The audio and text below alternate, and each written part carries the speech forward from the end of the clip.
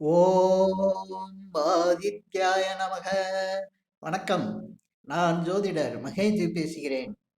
2026 கும்பராசி பலன்கள்.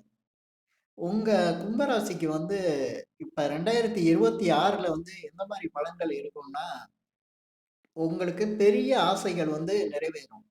உங்களுடைய கனவுகள், லட்சியங்கள்லாம் நிறைவேறும். ஏன்னா, நீங்க இப்ப இந்த சனி பகவான் உங்களுக்கு 7 சனியில பாத சனியா இருக்காரு 2ஆம் வீட்ல. இந்த சனி பகவான் வாக்குஸ்தானத்துல, குடும்பஸ்தானத்துல, முக்கியமா தனஸ்தானத்துல இருக்காரு. உங்க ராசிக்கு சனி பகவான் ராசி அதிபதியா இருந்தாலும், விரையாதிபதியா வரக்கூடியவரு. அதனால பண விஷயங்கள்ல உங்களுக்கு மிகப்பெரிய தட்டுப்பாடு, பெரிய பிரச்சனை, பெரிய சிக்கல்கள். அ தேவையில்லாத விஷயங்களெல்லாம் ஈடுபட்டு நீங்க நெறைய யோசிக்காம பல விஷயங்கள் செஞ்சிருப்பீங்க. அது ஏன்னா, இன்னும் உங்களுக்கு திசா புத்திலாம் மோசமா இருந்துச்சுன்னா, ரொம்ப மோசமா இருந்திருக்கும்.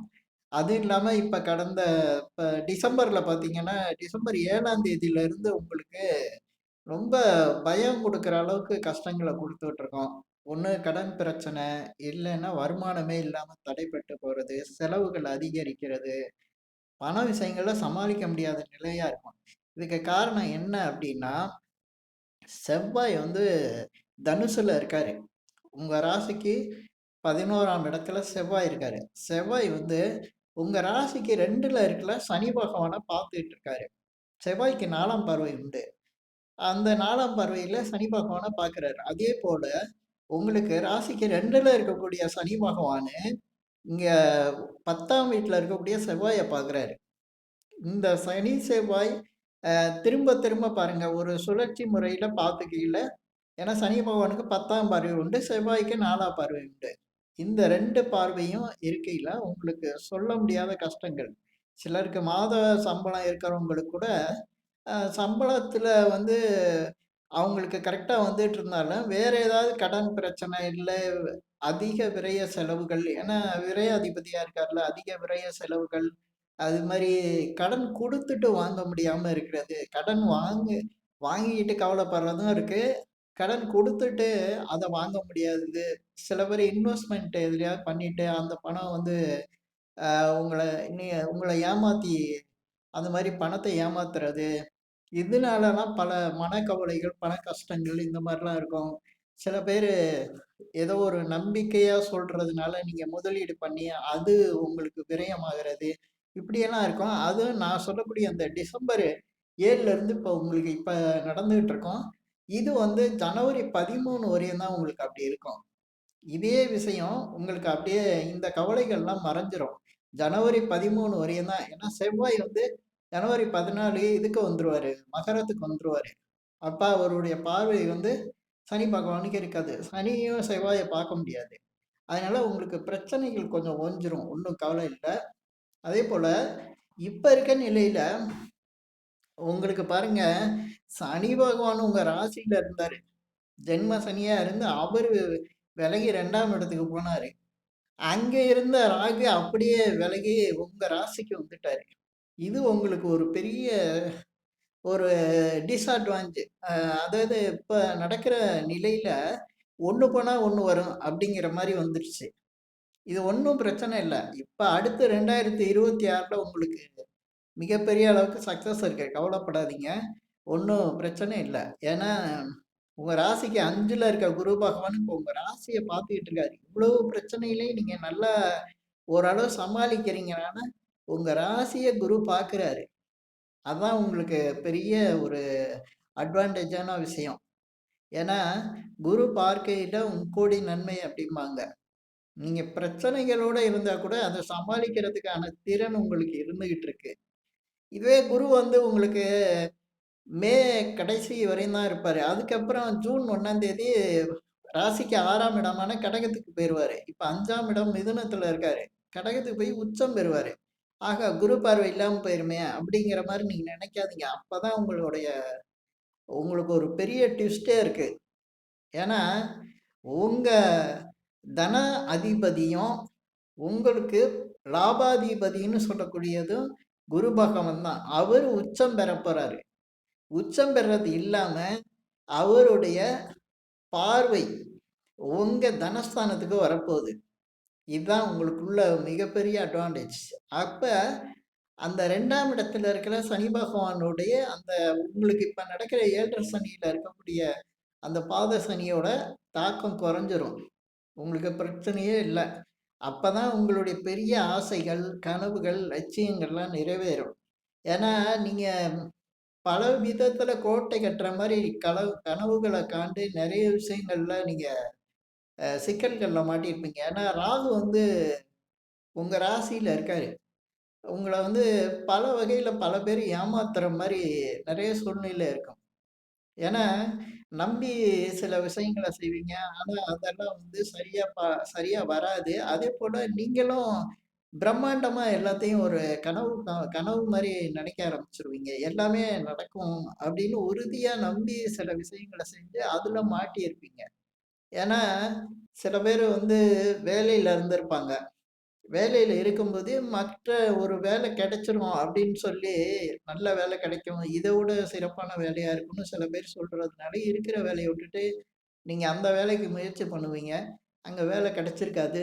சில பேர் வந்து ஒரு வேலை பார்த்துக்கிட்டு இருக்கையிலே, வேற ஏதாவது சைடு இன்கம் பண்ணுவாமா அப்படின்னு சொல்லி வேற ஏதாவது ஒண்ணு தொட்டு, அந்த வேலையும் நடக்காம, இருக்கிற வேலையும் பார்க்க முடியாம, ஏன்னா கடன் பிரச்சனை அதேபோல நிம்மதி இழக்கிறது, இப்படிலாம் உங்களுக்கு இருக்கும். அதிக கனவுகள் வந்து உங்களுக்கு கஷ்டத்த கொடுக்கும். ஏன்னா, உங்க ராசியில ராகு இருக்காரு. சந்திரன் தான் அந்த மனத்த சொல்லக்கூடியது.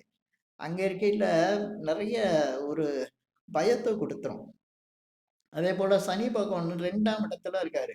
வாக்குஸ்தானத்துல. இது வந்து சனி பகவான் அங்க இருக்கிறதுனால, நீங்க சொன்ன சொல்ல எங்கேயுமே காப்பாத்த முடியாத மாரி இருக்கும். நீங்க சில விஷயங்கள் வந்து இது நான் இப்ப செஞ்சுர்றேன், இப்ப நடக்கும் அப்படின்னு நீங்க சொல்றது கரெக்ட்டா தான் இருக்கும். ஆனா, அது நடக்காம இருக்கும். சூழ்நிலை வந்து உங்களுக்கு சாதகமா அமையாம போயிருக்கும். அதனால உங்களுக்கு பிரச்சனைகள். இதனால வந்து உங்கள பத்தி தவறான எண்ணங்கள் எல்லார்ட்டயும் வரும். நீங்க எவ்வளோதான் நல்ல விஷயங்கள செஞ்சிருந்தா கூட அதெல்லாம் மறந்துட்டு, நீங்க செய்யக்கூடிய அந்த இப்ப உள்ள உங்க சூழ்நிலைய சொல்லும்போது, மத்தவங்க அத தவறா சொல்லுவாங்க. உங்கள புரிஞ்சுக்க மாட்டாங்க. பொதுவா கும்பராசிக்காரங்க வந்து மத்தவங்களுக்கு நல்ல அட்வைஸ் குடுக்கக்கூடியவங்க, வழிகாட்டக்கூடியவங்க. சாதாரணமா ஒருத்தர் அட்ரஸ் கேட்டா கூட, அவருக்கு விவரமா எடுத்து சொல்லக்கூடியவங்க. அப்பன்னா ஒரு வாழ்க்கைக்கு ஏதாவது வழி கேட்டா நீங்க எவ்வளோ பேசுவீங்க? எவ்வளோ சொல்லிக் குடுப்பீங்க? ஏன் இத சொல்றேன்னா, உங்களுக்கு வாக்குஸ்தானமா வர்றது குரு பகவான். குரு பகவானோட வீடு. அதனால நீங்க சும்மா இருந்தாலும் உங்க வாய் சும்மா இருக்காது. நீங்க பல பேருக்கு வழிகாட்டுவீங்க. அது அவங்களுக்கு சக்சஸ் ஆயிருக்கும். ஆனா அதுக்கான நன்றி, அதுக்கான பலன் உங்களுக்கு கிடைக்கவே கிடைக்காது. ஏன்னா அது விரயஸ்தானம் வேற. காலபுருஷனுக்கு விரயஸ்தானம். உங்க வாக்குஸ்தானம். அதனால நீங்க பல பேருக்கு வழிகாட்டுனா கூட அத அவங்க யாரும் நினைக்க மாட்டாங்க. உங்கள வந்து உதாசீனப்படுத்திருவாங்க. இப்ப அங்க சனி பகவான் வேற உட்கார்ந்துருக்காரு. அதனால பணம் வர்றது ரொம்ப மந்தமா இருக்கும். எந்த விஷயமும் நடக்காது. அதேபோல குடும்ப விஷயங்கள்லயும் உங்களுக்கு கணவனோ அல்லது மனைவியோடயோ ஏதோ ஒரு பிரச்சனை ஓடிக்கிட்டே இருக்கும். ஆ சில பேருக்கு பார்த்தீங்கன்னா, ஆ குடும்பத்த விட்டு பிரிஞ்சு வேற இடத்துல இருப்பாங்க. அதாவது கணவன் அல்லது மனைவி வேற வேற இடங்கள்ல இருக்கிற மாரி இருக்கும். அதேபோல குடும்ப உறவுகள்னால தொல்லைகள் இருக்கும். இப்ப ஒரே கூட்டு குடும்பத்துல இருக்கவங்களுக்கெல்லாம் பார்த்தீங்கன்னா, ஒரு குழப்பமா ஏதாவது ஒரு ஆளாளுக்கு ஒண்ணு ஒண்ணு சொல்லி எதுவுமே நடக்காம, புரியாம இருக்கும். சில பேர் வந்து பிள்ளைகளுக்கு திருமணம் நடத்தி வைக்கிறதுக்கு, பிள்ளைங்களுக்கு வேலைக்காக முயற்சி பண்றது, எதுவும் நடக்காம எல்லாம் தாமதமாவே நடக்கும். தாமதமா ஆகிட்டு இருக்கும். ஏன்னா, சில சுப காரியங்கள்லாம் தடைப்பட்டுக்கிட்டே இருக்கும். இதெல்லாம் வந்து இங்க சனி பகவான் வந்து குடும்பஸ்தானத்துல இருக்கிறதுனால தான். சில பேருக்கு வந்து வேலை போயி, வேலை இல்லாம அப்ப வருமானமே இல்லாம உட்கார்ந்திருக்க மாரி இருக்கும். ஏன்னா, வருமான ஸ்தானத்துல சனி பகவான் உட்கார்ந்திருக்காரு. அவர் வந்து அ பொதுவா வந்து தொழில்காரகன்னு சொல்லுவோம். ஆனா, அது உங்க ராசிக்கு வந்து ராசி அதிபதியும் விரையாதிபதியா இருக்கிறதுனால, இந்த வருமானத்த தடை பண்ணக்கூடிய விஷயங்கள்ல இருப்பாரு. அப்ப சில பேருக்கு வேலைலாம் போயிருக்கும். வெளிநாட்டுல இருக்கவங்க பல பேர் என்ட்ட சொல்லியிருக்காங்க. கும்ப ராசிக்காரங்களுக்கு நெறைய வேலைலாம் போயிருக்கு இந்த நேரத்துல அப்டின்னா. ஏன்னா வேலை போறதுக்கான சிச்சுவேஷன் அந்த மாரி இருக்கும். சில பேரு கம்பெனி மாறுறேன்னு சொல்லி ஒரு குழப்பத்தை ஏற்படுத்தி அந்த கம்பெனி மாறி போன கம்பெனி நல்லா இல்லாம, அந்த கம்பெனி பிரச்சனையில இவங்க பாதிக்கப்பட்டுட்டு இருப்பாங்க. அதாவது சேலரி வரதுல தடை ஏற்படும். இதெல்லாம் ஒண்ணு இருக்கும். சில பேருக்கு மருத்துவ செலவுகள குடுத்துரும். ஏன்னா, இந்த சனி பகவான் வந்து சுகஸ்தானத்த பார்க்குறாரு. 2ல இருக்க சனி பகவானுக்கு 3ஆம் பார்வை இருக்கு. இந்த 3ஆம் பார்வை 4ஆம் வீட்ட பார்க்கறதுனால, அது சுகங்கள் கெடும். அது மாரி இந்த வீடு, இடம், நிலம் சம்மந்தப்பட்ட விஷயங்கள்ல சில சிக்கல்கள் இருந்துகிட்டே இருக்கும். ஆ சில பேர் வந்து வீடு வாங்கணும், இடம் வாங்கணும் அப்படின்ட்டு அதுல பணம் குடுத்து பணம் பிரச்சனையா நிக்கும். சில பேரு வீடு வாங்கணும், இடம் வாங்கணுன்ட்டு அது அந்த வீடோ, இடமோ அமையாம இருக்கும். சில பேர் வந்து இடத்த விக்கணும், வீட விக்கணும்னு நெனைப்பாங்க. அது நடக்காம அப்படியே தள்ளி போய்க்கிட்டே இருக்கும். இது வந்து மன உளைச்சல குடுத்துட்டு தான் இருக்கும். கஷ்டத்த குடுத்துட்டு இருக்கும். கடனுக்கு வட்டி கட்டுற மாரி ஒரு சூழ்நிலைய உருவாக்கும். அதுக்கடுத்து பார்த்தீங்கன்னா, சனி பகவான் 2ல இருந்து 7ஆம் பார்வை 8ஆம் இடத்த பார்க்குறாரு. இந்த 8ஆம் இடத்த சனி பகவான் பார்க்குறது வந்து கொஞ்சம் ரொம்பவும் தொல்ல குடுக்கும். ஏன்னா, அ எதுலயுமே ஒரு அழுத்தம், அதாவது மன அழுத்தம்னு சொல்லுவாங்க. மன கஷ்டங்கள். எல்லாமே இருக்கும். ஆனா ரொம்ப கஷ்டப்பட்டு உழைக்கிற மாரி இருக்கும். ரொம்ப தூங்க விடாது. நைட்லலாம் உழைக்கிற மாரி இருக்கும். பகல்லேயும் வேலை, நைட்டும் வேலை அப்படிங்கிற மாரி கொண்டாந்து கொடுக்கும். வேலை பார்க்குற இடத்துல அதிக வேலைய குடுத்துக்கிட்டே இருப்பாங்க. இல்லன்னா வேலைய விரும்பி பார்க்குற மாரி வந்துரும். வேற வழி இல்லாம ஏன்னா பொருளாதார பிரச்சனைகள் வரப்ப சில கஷ்டப்பட்டு வேலை பார்க்கணும் அப்படிங்கிற மாரி சூழ்நிலை இருக்கும். அதேபோல பார்த்தீங்கன்னா, இந்த நிலையெல்லாம் வந்து உங்களுக்கு இந்த இப்ப 2026க்கு அந்த ஜூன் 1ஆம் தேதி குரு பயிற்சி ஆகும்போது, சனி பகவான் வந்து உங்க லாபஸ்தானத்தையும் பார்த்துருவாரு, 2ஆம் இடத்தையும் பார்த்துருவாரு. 2ஆம் இடம் தனஸ்தானம், குடும்பஸ்தானத்த பார்க்குறது உங்களுக்கு மிகப்பெரிய சிறப்பு. அப்பதான் உங்களுடைய பெரிய கனவுகள், நீங்க தெரியாம போய் சில விஷயங்கள தொட்டிருப்பீங்க. அதனால இப்ப கஷ்டப்பட்டுட்டு இருப்பீங்க. அந்த ஆசைகள் வந்து இப்ப நிறைவேறும். அதேபோல உங்களுக்கு கனவுகள், லட்சியங்கள் வந்து ரொம்ப அதிகமா இருக்கும். அதுவும் ராகு வந்து இப்ப உங்க ராசியில இருக்கும்போது, உங்கள சொல்ல வேணாம். உங்களுக்கு எல்லாமே பிரமாண்டமா தான் செய்யணும். எப்படி செய்யணும், அப்படி செய்யணும்னு நெனைப்பீங்க. அந்த நினைவுகள் வந்து உங்களுக்கு நிறைவேறுறதுக்கு இந்த குரு பெயர்ச்சி ஆன பிறகும் உங்களுடைய ஆசைகள், கனவுகள் வந்து நிறைவேறும். அது மாரி சில பேருக்கு வெளிநாட்டு யோகம் இருக்கு. ஏன்னா குரு வந்து நீர் ராசியிலேருந்து உச்சம் பெற்று உங்க ராசிக்கு 12ஆம் இடத்த பார்ப்பாரு. அப்பதான் உங்களுக்கு நிம்மதியான தூக்கம் வரும். நெறைய பயணங்கள் இருக்கும். வெளிநாட்டு வேலைக்கு முயற்சி பண்றவங்களுக்கு அதிகமா வெளிநாடு போற மாரி இருக்கும். ஆன்மீக சிந்தனைகளும் அதிகரிக்கும். ஆன்மீகம் சம்பந்தமான விஷயங்களுக்கு அதிக முக்கியத்துவம் குடுப்பீங்க. அதேபோல உங்களுக்கு 12ஆம் இடம்னு சொல்லக்கூடிய மகர ராசி வந்து காலபுருஷனுக்கு 10ஆம் இடமா இருக்கும். தொழில் ஸ்தானமா இருக்கும். அதனால தொழில் வியாபாரத்துல, வேலையில மிகப்பெரிய அளவுக்கு ஒரு வளர்ச்சி இருக்கும். பல தடைப்பட்ட விஷயங்கள் வந்து நல்லபடியா நடக்க ஆரம்பிக்கும். உங்களுக்கு திசா புத்திகள் இது வந்து கோச்சார ரீதியா வரக்கூடிய கிரகங்கள வச்சு தான் திசா புத்திகள்ல பலன்கள் கிடைக்கும். நல்ல திசா புத்தியா இருந்ததுன்னா, நிச்சயமா மிகப்பெரிய அளவுக்கு உங்களுக்கு ஒரு நல்ல வாய்ப்ப குடுக்கும். தனஸ்தானத்த வந்து குரு பார்க்கறது மிகப்பெரிய யோகம் தான் உங்களுக்கு. ஏன்னா, உங்களுக்கு தனஸ்தானமா வர்றது வந்து சுக்கிரன் வீடு. அது வந்து உங்களுக்கு வந்து பணத்த வந்து நெறைய அதாவது பல வழிகள காட்டும். பல விஷயங்கள்ல வந்து கொண்டாந்து குடுக்குற மாரி. குறிப்பா வெளிநாடு சம்மந்தமா எதிர்பார்ப்புகள் இருந்தா, அந்த எதிர்பார்ப்புகள் வந்து ரொம்ப நிறைவேறும். ஏன்னா, உங்களுக்கு தனஸ்தானமா வரக்கூடியது காலபுருஷனுக்கு 12ஆம் இடம். அது வெளிநாட்ட குறிக்கக்கூடிய விஷயங்கள். வெளிநாட்டுல இருந்து இருக்க அந்த கும்பராசி அன்பர்களுக்கு தான் ரொம்ப விசேஷமான காலமா இருக்கும். இந்த 2026.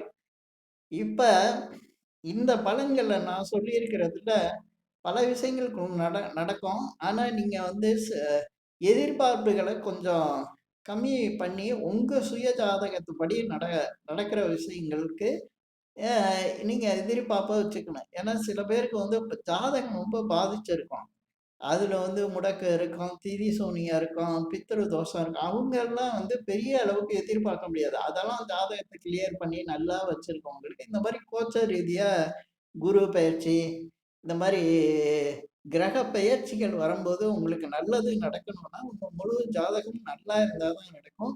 இந்த விஷயங்கள் வந்து நிச்சயம் நடக்கும். ஏன்னா, என்னதான் உங்களுக்கு ஜாதகமே சரியில்லன்னா கூட தனஸ்தானத்த குரு பகவான் தொடும்போது நிச்சயமா உங்களுக்கு ஒரு நல்ல விஷயங்கள குடுக்கும். நல்ல பலன்கள் தான் உங்களுக்கு நடக்கப் போகுது. அதுவும் உங்களுடைய ஆசைகள், கனவுகள் நிறைவேறும். எப்படின்னா, பொதுவா எல்லாருக்குமே பணம் இருந்தா பல வேலை செய்யலாம்பாங்க. அந்த பணம் சேர்றதுக்கான வழி கிடைக்கும். குரு பகவான் 6ஆம் வீட்டுக்கு வந்தா. பொதுவா நான் எந்த ஜாதகம் பார்த்தாலும், குரு 6ஆம் இடத்துல இருக்காரா? 8ஆம் இடத்துல இருக்காரான்னு தான் பார்ப்பேன். ஆனா நெறைய பேர் குரு மறைஞ்சிட்டாருன்னு சொல்லுவாங்க. ஆனா அங்க இருந்தா தான் 2ஆம் இடத்த பார்ப்பாரு. குரு தனஸ்தானத்த பார்க்கணும், குடும்பஸ்தானத்த பார்க்கணும். இல்லன்னா அந்த ராசிய பார்க்கணும். அதாவது சுயஜாதகம் பார்க்கும்போது லக்னத்த பார்ப்போம். இது மாரி பார்வை குருவோட பார்வை இருந்ததுன்னா, நிச்சயமா உங்களுக்கு நல்ல பலன்கள் தான் நடக்கும். இந்த பதிவுல நான் சொல்லியிருக்க விஷயங்கள் உங்களுக்கு பிடிச்சிருந்தா ஷேர் பண்ணுங்க, லைக் பண்ணுங்க. அதேபோல இந்த சேனலுக்கு சப்ஸ்கிரைப் பண்ணுங்க. என்கிட்ட ஜாதகம் பார்க்கணும்னா மட்டும் கீழ இருக்க என் நம்பருக்கு கால் பண்ணுங்க. நன்றி, வணக்கம்.